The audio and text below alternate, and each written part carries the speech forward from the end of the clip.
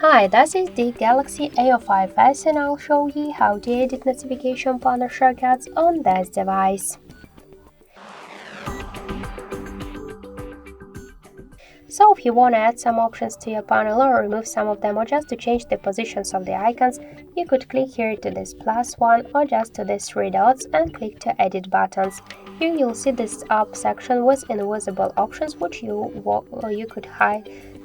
can add to your panel. To add them to your panel, you should just hold the icon and drag it to this down section. To remove some of the options from here, hold the icon and drag it to the up section. To reset the changes, click to reset, or to save the changes, tap to done. So that's it. Thank you for watching, and if you find this video helpful, leave thumbs up and subscribe.